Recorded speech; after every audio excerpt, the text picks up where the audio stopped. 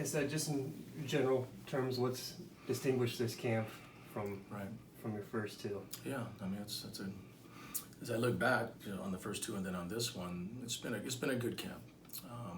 I feel like our teams competed really well. They may have gelled better or differently than the other teams. It's been less combative.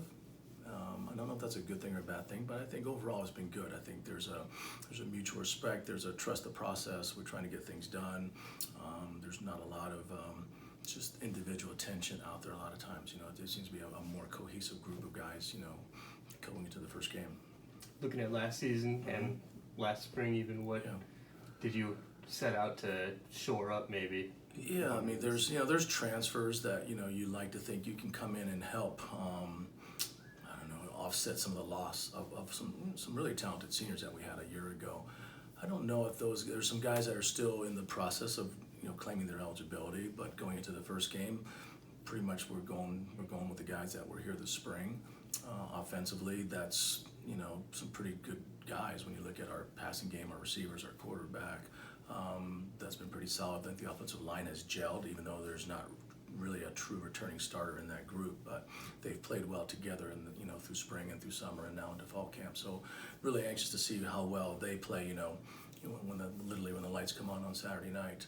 Defensively, there's still some question marks. I think there's some guys that we think can play well. They just haven't been tested in a college football game yet. So that'll be probably one of the bigger tests when you look at the loss of the Devin Gages and Tyson Coopers and Sean Rogers and all the guys that have played in our program, that are gone now. So there's some really new faces on defense, and excited about see what those guys can do. When you look around at the conference, I think you guys have as many question marks as anybody.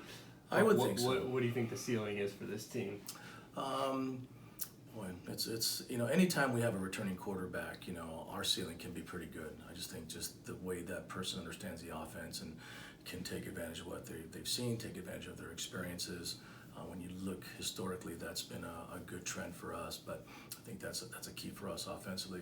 Defensively, I still think there's some unknowns, and just trying to make the adjustments, trying to get the best 11 guys on the field. There are some potential transfer guys that could fit into that mix, going forward, and time will tell. Sacramento State, what's that going to look like?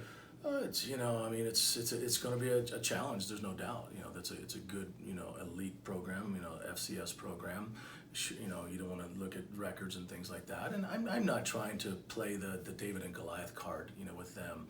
I think first and foremost, having them on the schedule, I believe has helped us have a more focused and prepared summer. Great engagement by our players. And no matter what happens on Saturday, they can't take that away from us, because we've had great preparation through the summer, great preparation in fall camp for a game like a Sacramento State game that's going to pay off dividends, for the remaining 10 games of the year. I just want to see our players compete well and try to be the best Raider football team we can be. I think that's the reality of it.